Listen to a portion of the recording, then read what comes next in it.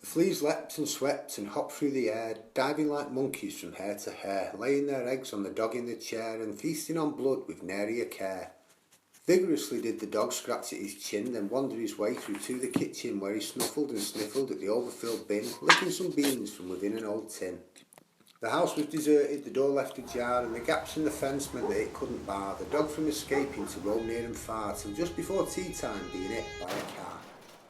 The lady that hit him, her name was Annette, took the flea-bitten mongrel to the town's local vet, where the back right leg of the poor forlorn pet was placed in a cast once carefully set. No chip in his neck, so his owners weren't found, and the poor scabby dog was sent to the pound, until that fateful day came around when a child arrived who'd been promised a hound. Dad tried to convince her this dog wasn't right. The mangy old thing was a pitiful sight, patchy fur and a huge overbite, sitting in a kennel smelling strongly of shite. But certain she was that this sorry mutt was the mutt meant for her, so though he did tut, Dad smiled, took the old dog and gently put him on the back seat where he emptied his guts. Mummy wasn't happy, she'd not wanted this. What was he thinking? Dad was taking the piss, but her daughter was happy and planted a kiss upon the dog's head as again its arse hissed. Not in your room, Mummy had said. You'll have to make do with Big Ted instead. His tummy is bad and he's only just fed. We don't want him pooing all over your bed.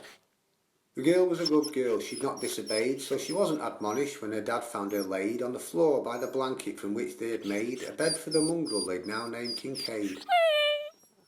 With an arse that could easily clear a room, fur just as rough as a street sweeper's broom, and breath smelling like the air from a tomb, he was hard to love, but loved he was soon.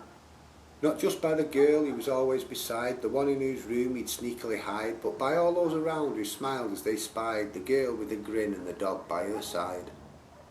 One day when she's older the two will part, and that parting will break the young lady's heart. She'll mourn poor Kincaid, the dog with the art of bringing forth tears with a well-timed ripe fart.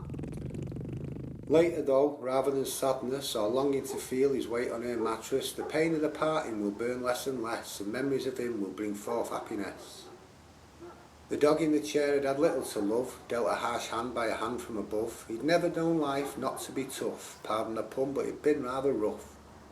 A second chance had he earned upon that day, when he'd spotted the gap and he'd run away. His back leg gave him jip, he'd certainly say, but he'd earned him a life less cold and less grey.